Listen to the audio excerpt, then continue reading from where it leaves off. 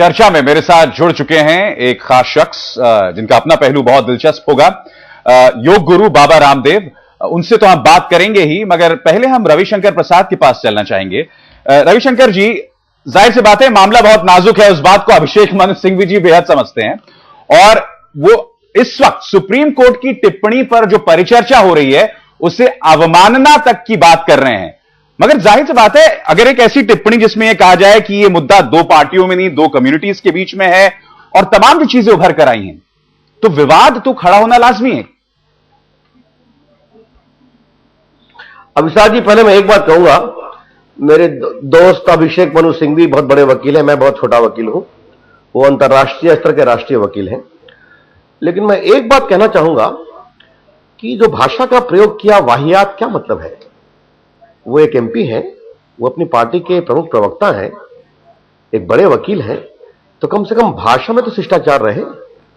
इससे अधिक मैं कुछ नहीं कहूंगा। और उनकी जानकारी के लिए, रोज सुप्रीम कोर्ट में एक एडमिटेड केस में जवाब में लिखा जाता है कि this litigation is a proxy litigation, it is malafide, it is malicious, ये रोज कहा जाता है। तो इसका मतलब क्या न्यायालय की अवमानना हो गई? अब ये नई परिभाषा हम सुन रहे हैं।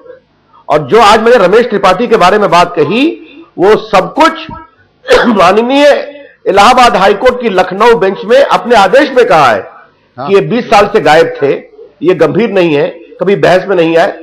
मैं वही तो कह रहा हूं। तो इन संदिग्ध आचरण के आलोक में क्या निष्कर्ष निकाला जाए कि यह एप्लीकेशन मोटिवेटेड है, बोनाफाइडी लैक करता है, यही तो मैंने कहा, तो इस पर मुझे वाहियात कह दिया गया। अब इस पर तो मैं चाहूंगा कि आपके दर्शक निर्णय करें। बिल्कुल, क्या कहीं चोर की दाढ़ी में तिनका है? मैंने कुछ नहीं कहा।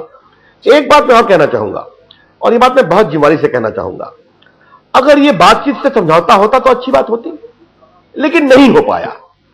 तो क्या हमें अपने देश की न्याय व्यवस्था पर विश्वास नहीं है क्या? और लोगों की परिपक्वता पर विश्वास नहीं है क्या?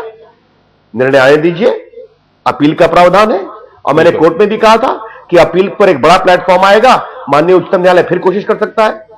लेकिन जब कल निर्णय आने वाला है, तो एक मैलाफाइडी तरीके से एप्लीकेशन आता है और स्टे के लिए आवेदन होता है। बिल्कुल, दो न्यायमूर्तियों में डिफरेंस होता है, बड़े बेंच में गया है। लेकिन इस सस्पिशियस सर्कमस्टेंसेस को जो आवेदन के पीछे है, मैंने कोर्ट में कहा था और आपके चैनल पर भी कहूंगा कि इसके संभावना से इनकार नहीं किया जा सकता। इसका जवाब हम राशिद अलवी साहब से जरूर लेंगे, रविशंकर जी। मगर बाबा रामदेव इस वक्त हमारे साथ जुड़ चुके हैं। बाबा रामदेव, ये जो बहस जिस तरह से चल रही है, बेहद नाजुक बहस है। सुप्रीम कोर्ट ने जिस तरह से 4 दिन के लिए इसे टाल दिया है, एक अनिश्चितता का माहौल बड़ा है, एक आम चीज महसूस की जा रही है। आप किस तरह से इसको देखते हैं? देखिए, मैं तो विशुद्ध रूप से राष्ट्रहित में जीने वाला, सोचने वाला व्यक्ति हूं। मैं चाहता हूं कि मजहबों के नाम पर किसी तरह की घृणा, इस नफरत इस देश में पैदा ना हो। और ये देश के करोड़ों मुसलमान और हिंदू सब एक मत है इस बात के ऊपर। भगवान श्री राम का जन्म अयोध्या में हुआ। बाबर कहीं मध्य एशिया में उज्बेकिस्तान से कहीं से आया था यहाँ पर। अब उसके नाम पर उसके जो है मीर बाकी सेनापति ने एक मस्जिद बना दी, और उसको लेकर के वक्त वक्त पर बहुत तरह की विवाद होते रहे।